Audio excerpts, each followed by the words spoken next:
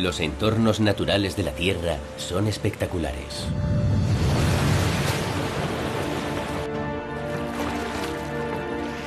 Sin embargo, hay una especie que nunca aparece en las imágenes.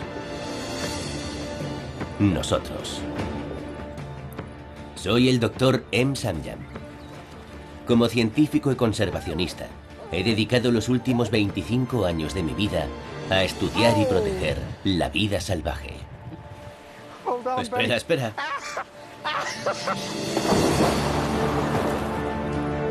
Mi misión es desvelar una historia que nunca se ha contado. En aquellos lugares en los que los humanos no estamos separados de la naturaleza, formamos parte de ella.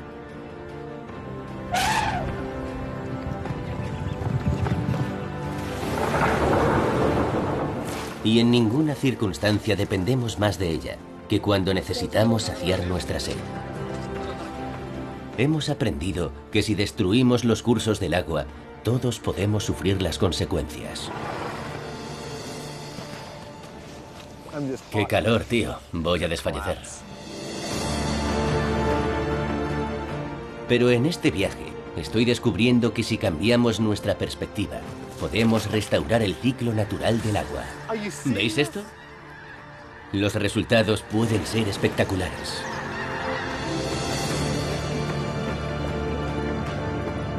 La Tierra, un nuevo entorno natural. Agua.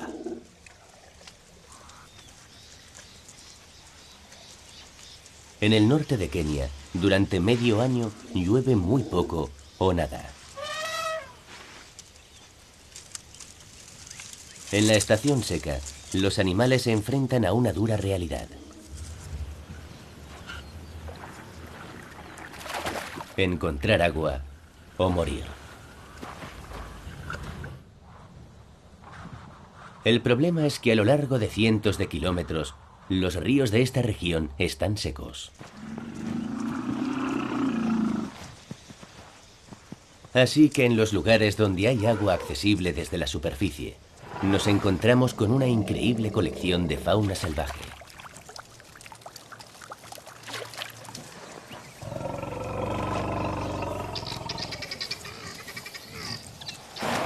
El agua es vital, y cuando se trata de beber, incluso los enemigos más acérrimos declaran una incómoda tregua. Pero estos abrevaderos no existirían si no fuera por una especie en particular. Nosotros. Al lado de la piedra es un buen sitio. Vamos a cavar antes de que haga más calor. Sí.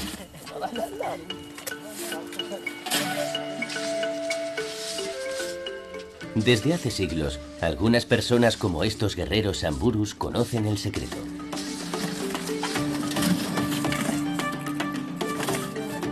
En ciertos puntos, debajo de la arena, el sustrato rocoso mantiene el agua cerca de la superficie. De modo que mientras el resto de África Oriental está seco, aquí saben cómo encontrar agua fresca.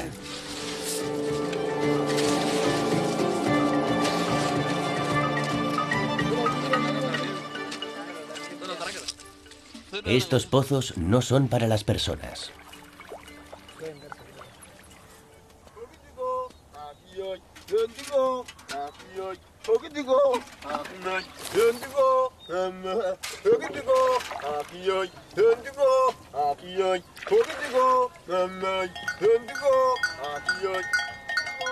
Los samburus han recorrido a pie más de 160 kilómetros para que su ganado pueda sobrevivir a la estación seca.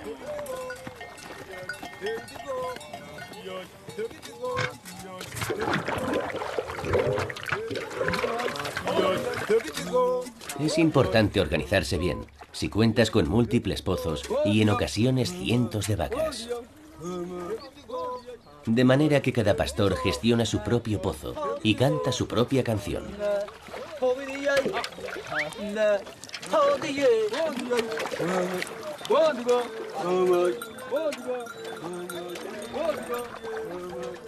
Y curiosamente, cada vaca ha aprendido a reconocer a su dueño.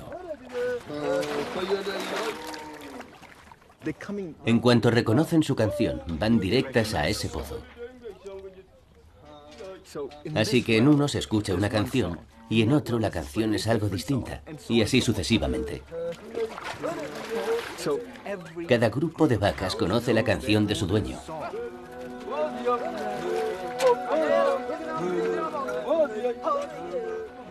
Tienen buen oído.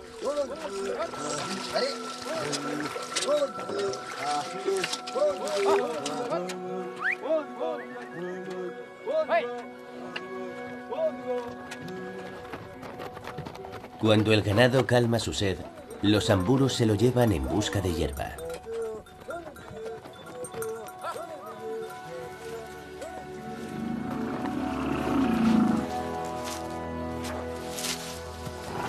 Una vez que se han marchado, los animales salvajes ocupan los pozos.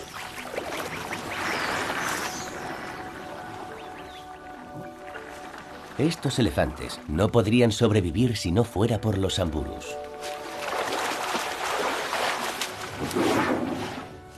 Pero los samburus también necesitan a los elefantes.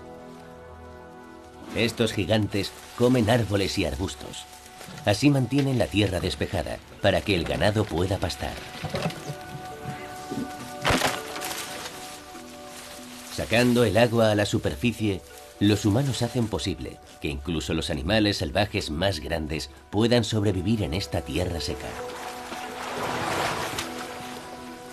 En otra parte de África, ocurre exactamente lo contrario. En este lugar, los animales más diminutos recolectan agua y ayudan a los humanos a subsistir. El Sahel es la frontera meridional del desierto del Sáhara y se extiende a través del continente africano. Todos los seres vivos que viven aquí están esperando la llegada de la lluvia.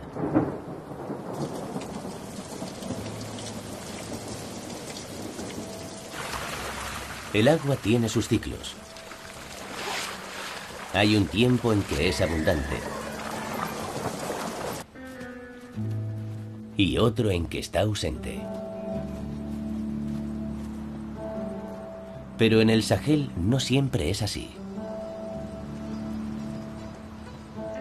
En los últimos 50 años, debido al cambio climático y a una deficiente gestión de la tierra, el desierto ha engullido grandes extensiones del Sahel, causando grandes hambrunas.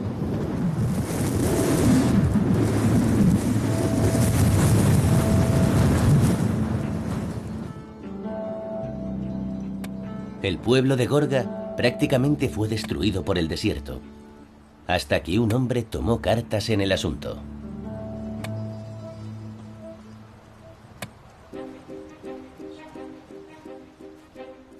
Yakuba Saouadogo no es ningún científico. Sin embargo, lo que ha logrado ha asombrado al mundo. Ha frenado al desierto.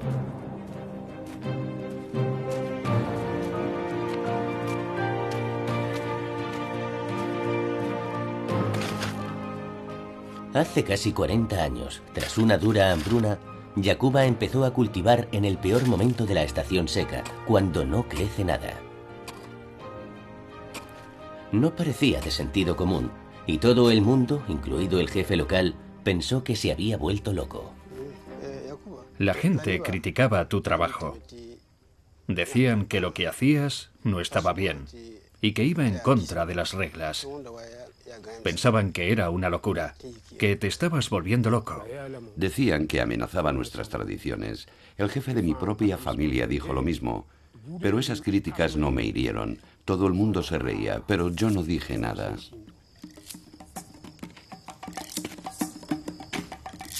El joven Yakuba se dio cuenta de que antes de la llegada de las lluvias tenía que estar preparado para recoger la mayor cantidad de agua posible.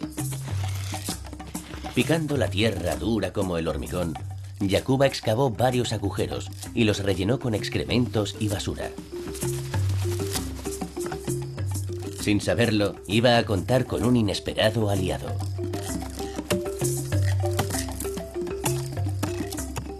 El excremento atrajo a las termitas, que empezaron a utilizar sus pozos para que creciera el hongo que constituye su dieta básica.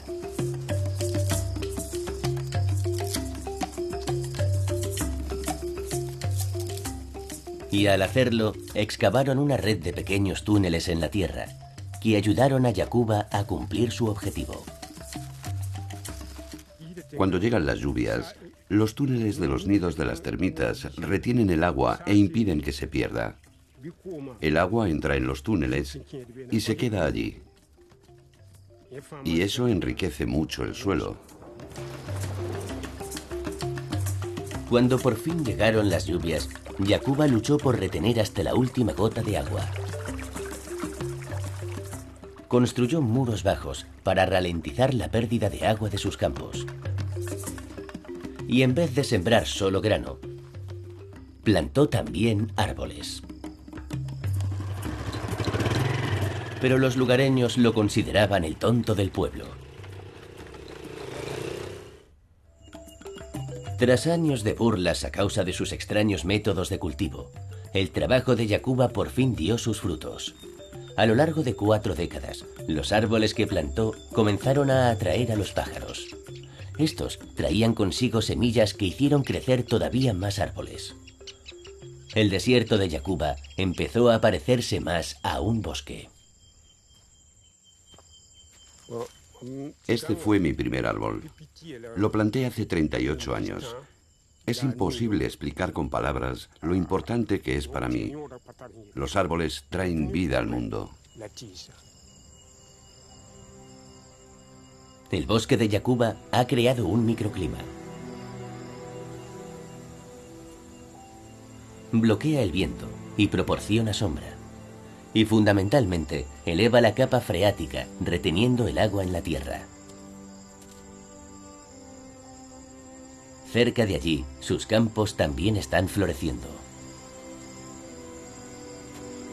Y ya no es el tonto del pueblo.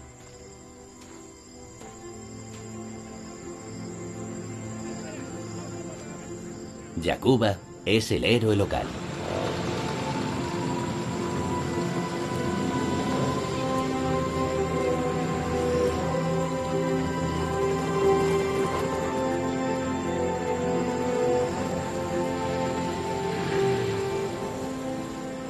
Durante la época de la cosecha, todo el pueblo se reúne para recolectar el mijo.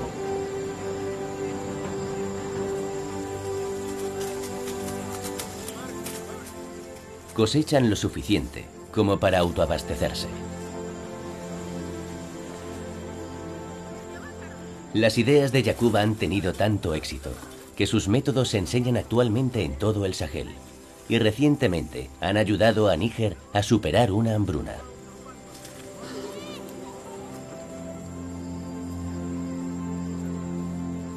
Con la ayuda de unos insectos diminutos, un solo agricultor ha sabido aprovechar el ciclo natural del agua. Desde los albores de la civilización, esta habilidad para manipular el agua ha sido clave en nuestro éxito como especie. Aprendimos a irrigar. Aprovechando la fuerza de la gravedad, abastecimos a nuestras ciudades. Y con el paso de los siglos, nuestro control del agua ha ido en aumento. Podemos utilizarla para suministrar energía a nuestro mundo. Podemos incluso mover ríos enteros cuesta arriba a lo largo de enormes distancias. Pero si ignoramos a la naturaleza y utilizamos demasiada agua para nuestro propio uso, puede terminar sucediendo un desastre. Como aquí, donde un uso agresivo del agua liberó fuerzas más allá de nuestro control y causó uno de los peores desastres medioambientales jamás provocados por el hombre.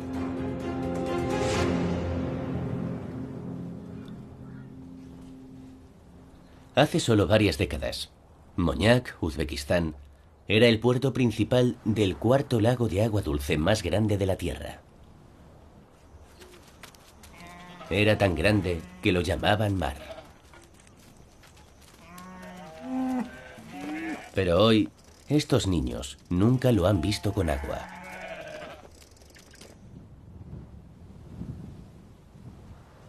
Lo que queda del lago se encuentra a 160 kilómetros de aquí.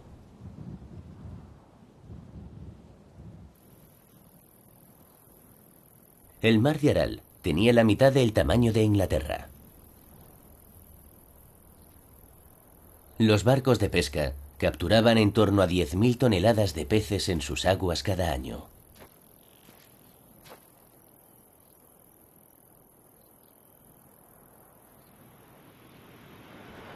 Para que un lago de ese tamaño desaparezca, deberían transcurrir milenios, no décadas.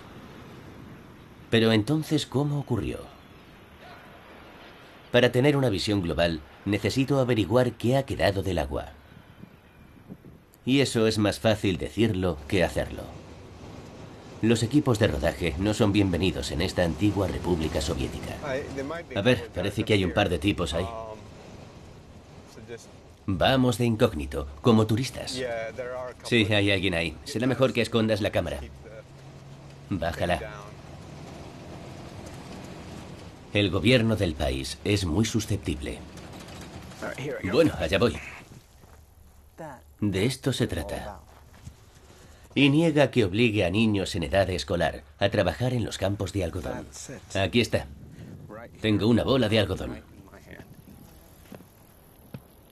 El algodón es la razón por la que el mar de Aral se ha secado.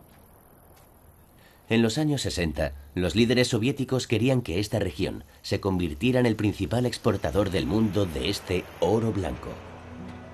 Así que los ingenieros desviaron los dos únicos ríos grandes que nutrían el mar de Aral para convertirlos en canales de riego.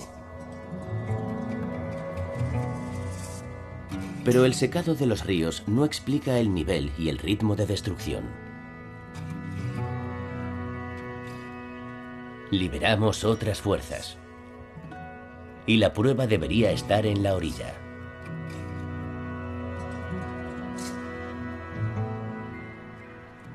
Si es que puedo encontrarla.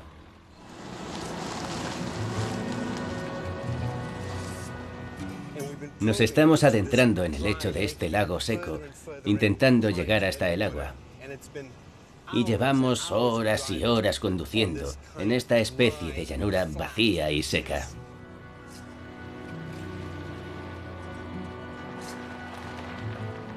«160 kilómetros después, por fin encontramos agua. Vaya. Ese es el aspecto que debería tener. Toda esa tierra que hemos atravesado era así.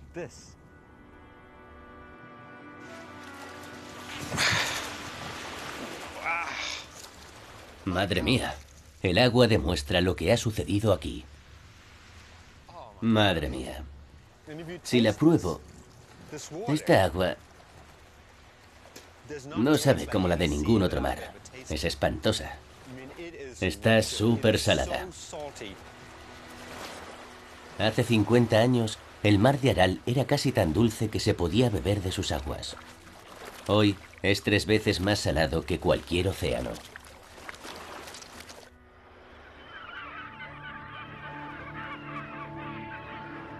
Entonces, ¿qué fue lo que ocurrió?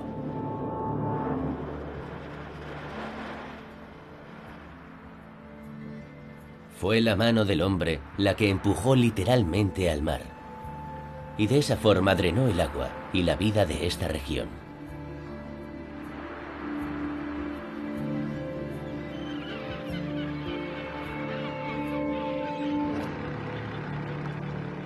Todo comenzó en la década de 1970, cuando los ingenieros soviéticos desviaron los ríos para plantar algodón.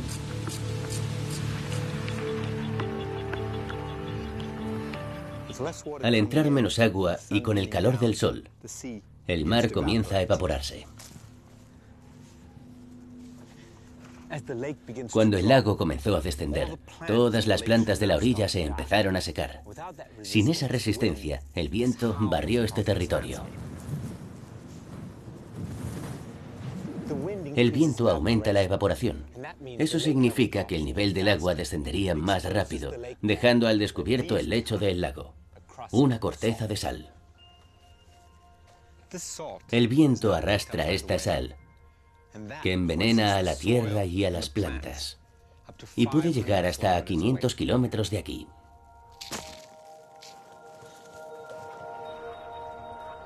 Y las cosas siguen empeorando. La reducción constante del lago provoca un cambio climático. Los inviernos son más fríos y los veranos más calurosos. El mar de Aral se encuentra ahora en una espiral de destrucción. Menos agua, más sal, más viento. De esta pesadilla ya no es posible escapar. Es asombrosa la cantidad de agua que se ha perdido en solo 40 años.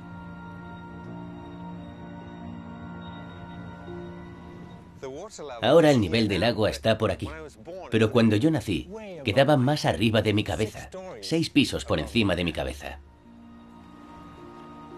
En un futuro próximo, no seremos capaces de recuperar toda esa agua dulce. Y probablemente nunca volveremos a ver a los cientos de especies de peces, aves y mamíferos que desaparecieron, algunos para siempre.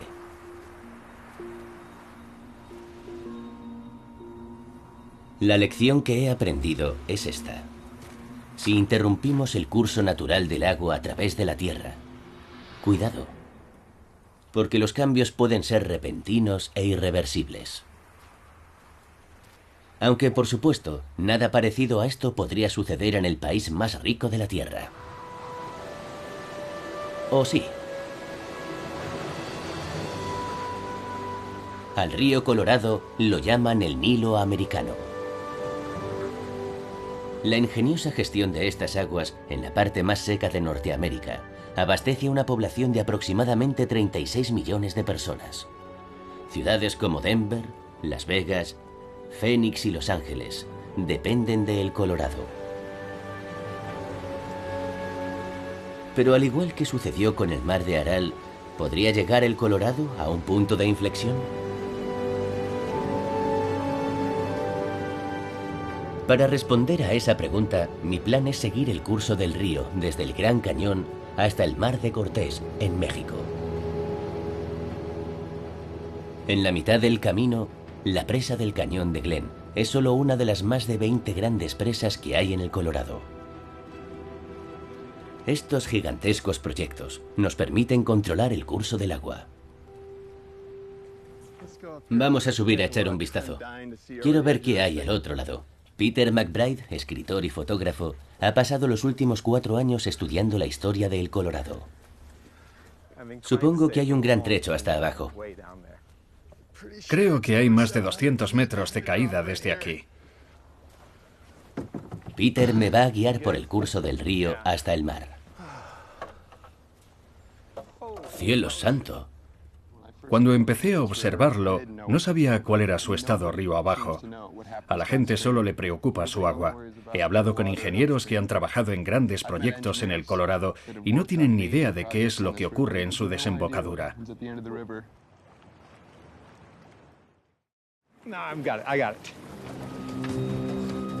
Mi misión es comprender qué impacto produce nuestro uso del agua en la naturaleza. Vamos a seguir el curso del río Colorado a través del Gran Cañón, hasta el Mar de Cortés, en México.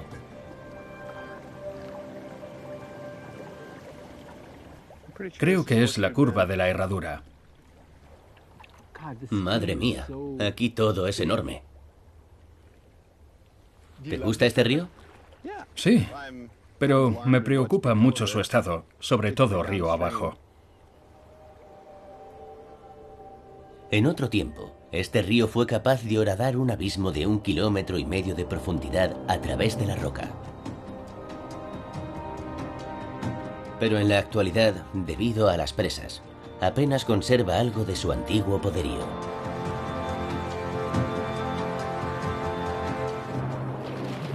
Recorrerlo en kayak es demasiado lento, así que vamos a ir en coche una parte del camino. Te presento a la bestia.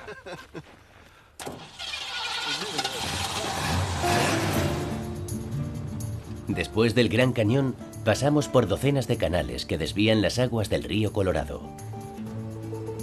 Su agua se bombea colina arriba hacia Phoenix, Tucson y Los Ángeles.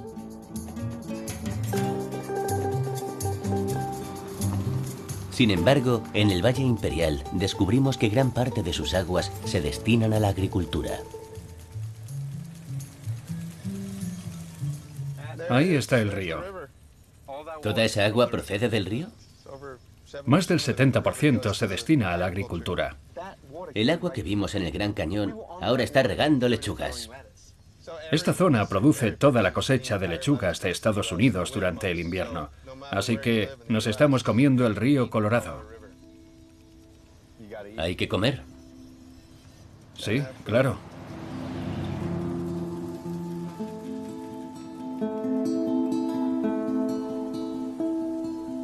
Gracias a la irrigación, podemos cultivar verduras en uno de los lugares más áridos de Norteamérica, incluso en pleno invierno. Es una brillante combinación de energía solar y agua. En esta zona se cultiva el 80% de las hortalizas de invierno que se consumen en Estados Unidos. Esto cada día pesa más. ¿Pero es posible que estemos desviando demasiada agua del río? Madre mía. Cuando el río Colorado llega a México, el 90% de su caudal ya ha sido utilizado. Aquí es muy diferente. Cuesta creer que sea el mismo río. Fíjate, esta agua que parece tan limpia, ¿Sí? dicen que cuando llegas No me lo digas. a la frontera ha sido utilizada 8 veces. No me lo cuentes. ¿Por qué me dices eso ahora? En serio, estamos en un lugar muy bonito. Vamos a ver, me parece totalmente inapropiado. Voy a probarla. No lo hagas. Sabe un poco salada. ¿En serio? Durante los siguientes 27 kilómetros, el río Colorado marca la frontera entre Estados Unidos y México.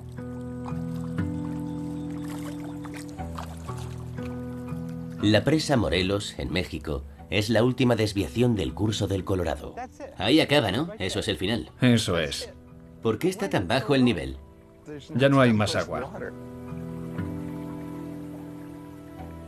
Gracias a un tratado, México tiene derecho a utilizar el último 10% del río para su propia agricultura. ¿Llevas tu equipo? Sí. Más allá de la presa de Morelos, nuestras canoas son demasiado grandes para el exiguo caudal del río, así que las hemos cambiado por unas balsas portátiles.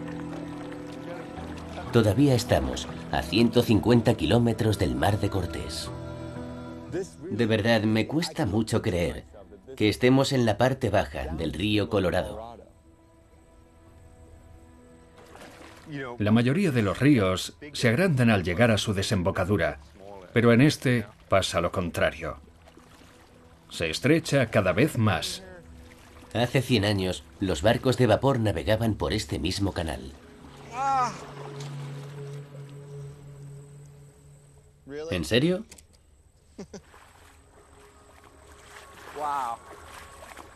Tiene que acabar en algún punto.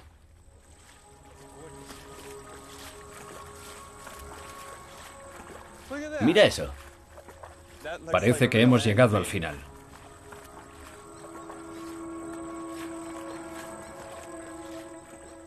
Increíble. Es agua del Gran Cañón. Es como ver a las crías de tortuga cuando van por primera vez al mar. Le cuesta muchísimo avanzar. Imposible que llegue. ¿Qué habrá? ¿150 kilómetros? Algo más. 150 kilómetros hasta el mar. Imposible que llegue. De alguna forma es hermoso. La verdad es que me cuesta irme de este lugar. De repente siento como si el río fuera un ser vivo. Es como si estuviera tratando de hacer lo que ha estado haciendo desde hace millones de años. Es extraño. Es una sensación extraña.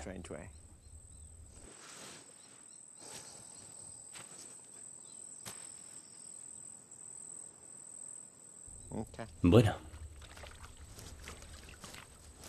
Tal como estaba previsto, vamos a seguir el viejo cauce del río hasta el Mar de Cortés.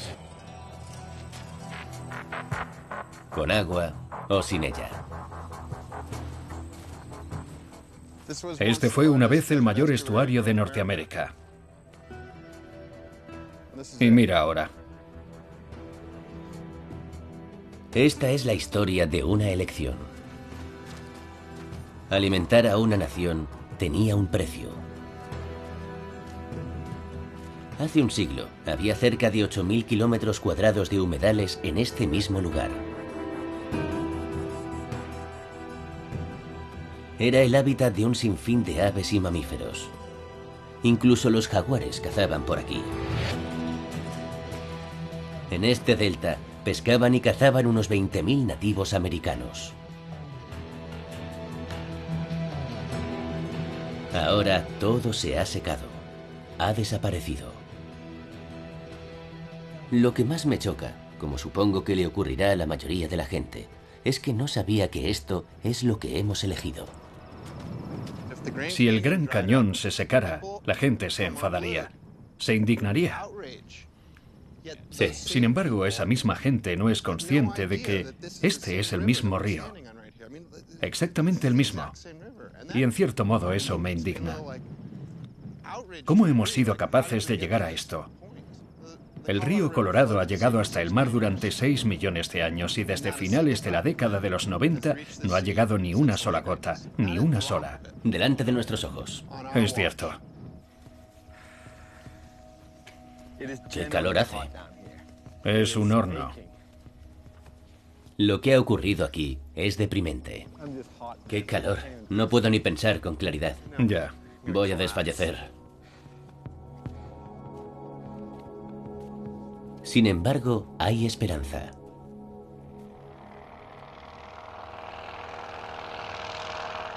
Justo cuando me siento incapaz de dar un paso más, Will, un amigo de Peter, viene a rescatarnos. ¿Es él? Es Will.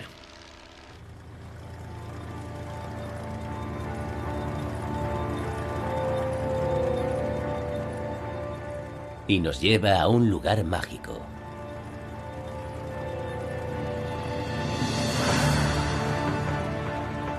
Porque en medio de este enorme delta seco hay una joya escondida. Madre mía, mira eso.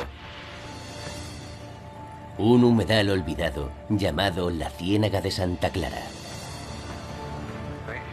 Esto se parece a los Everglades. No había visto tanta agua desde el Gran Cañón. Así debía de ser toda la zona hace 100 años. Mirad cuántas aves ahí abajo.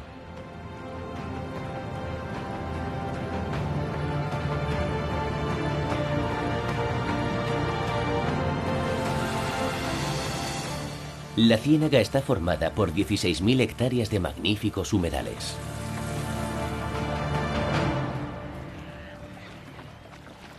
Y aunque solo es una pequeña parte del estuario original, está repleta de vida.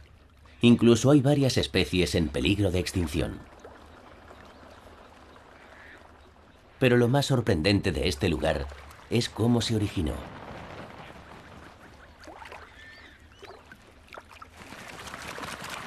La ciénaga es fruto de la casualidad. En la década de 1970, la industria agrícola del norte necesitaba un lugar en el que bombear el agua que era demasiado salada y estaba cargada de sustancias químicas perjudiciales para el cultivo. Así que excavaron un canal y vertieron el agua en la arena estéril del desierto.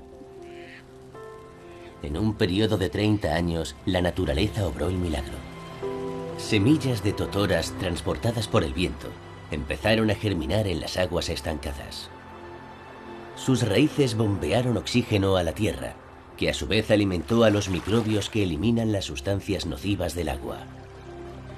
Con el tiempo, las aguas se aclararon, y pronto las aves empezaron a anidar en los cañaverales y los peces a nadar en las lagunas.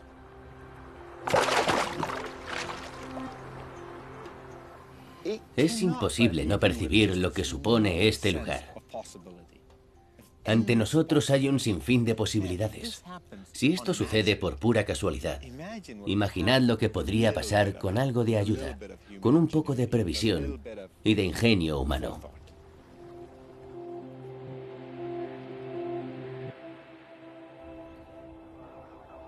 Si queremos comprobar lo que los seres humanos podemos hacer por nuestros entornos naturales, basta con echar un vistazo a una región situada en el corazón de Estados Unidos.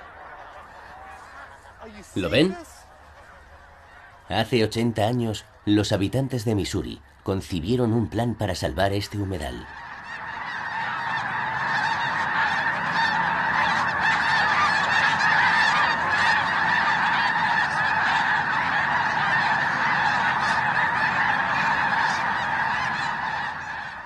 Hoy, los resultados nos permiten disfrutar de un espectáculo que se extiende por todo el horizonte.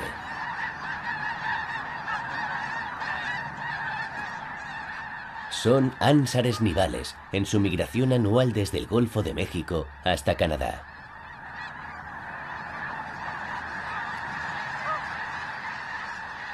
$1.200.000 aterrizan en el lago que está a mis espaldas.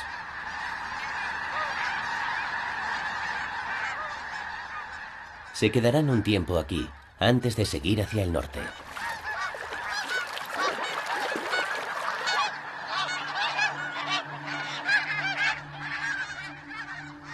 Sinceramente, todo esto que estoy contemplando aquí es uno de los espectáculos más grandiosos que he visto en mi vida.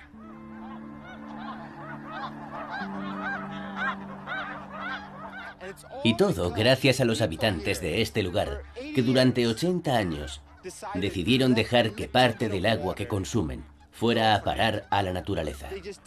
Simplemente quisieron compartir no el 50%, tan solo el 2%. Y el resultado es este.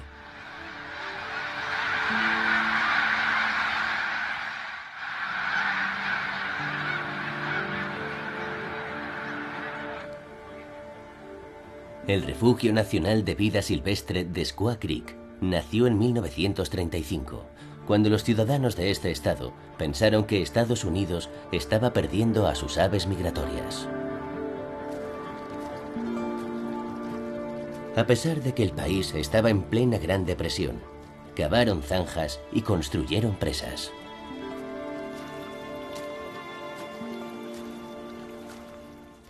En cualquier otro lugar, este tipo de proyecto lo asociaríamos inmediatamente con la agricultura.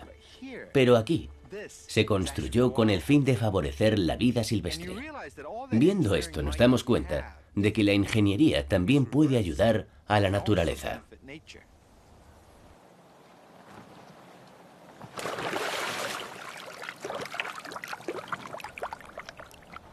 Una de las especies que más se ha beneficiado de estas desviaciones de agua es el águila calva.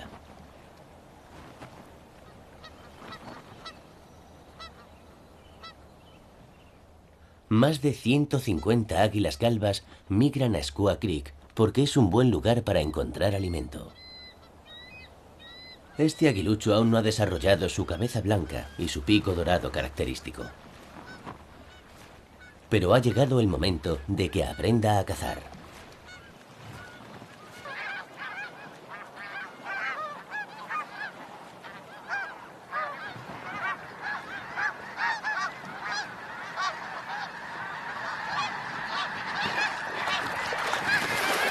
En cuanto se acerca, los ánsares levantan el vuelo.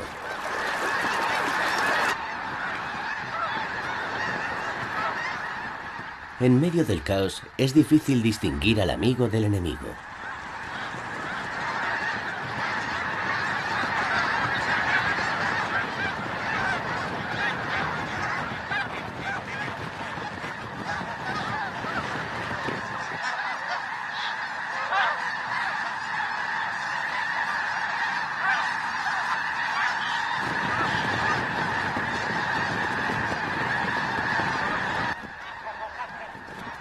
El joven aguilucho aprende a fijar un objetivo en particular. Es un combate aéreo.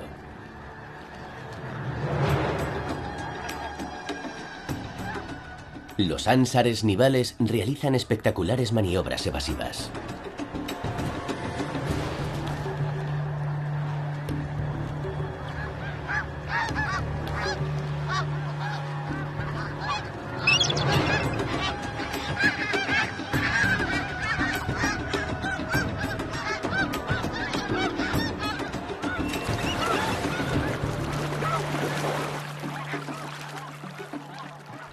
Este ánsar tiene un ala herida. Así que el águila aprovecha la oportunidad.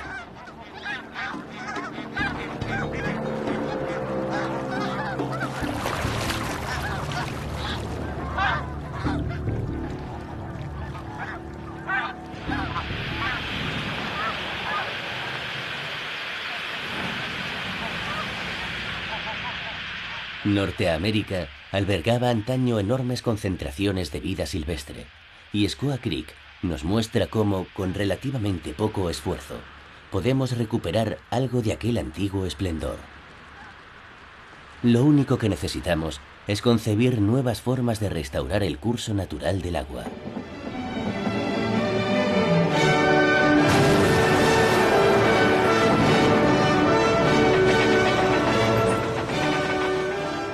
A lo largo y ancho del continente americano, hay presas que han dejado de ser útiles.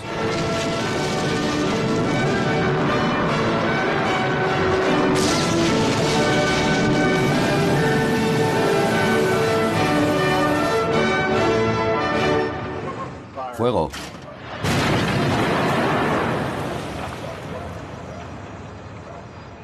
Ahora que se han desmantelado, podemos volver a conectar los ríos con el mar.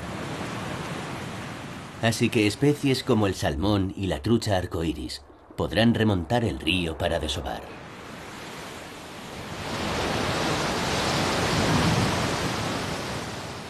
Y no siempre es necesario desmantelar las presas.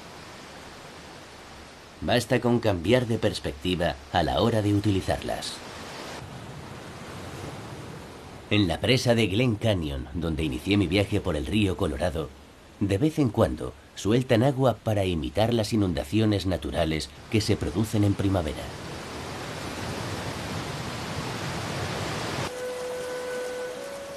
El aumento repentino del caudal remueve los sedimentos y crea el tipo de hábitat que existía de forma natural antes de la construcción de la presa. Unos meses después de que Pete y yo recorriéramos el delta seco del Colorado, sucedió esto.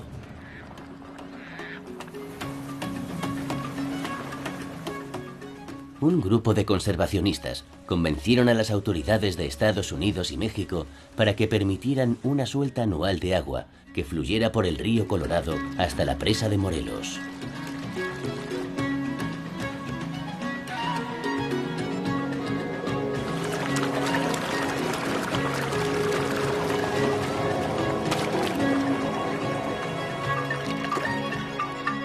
Por primera vez en más de una década, el río Colorado ha llegado al mar.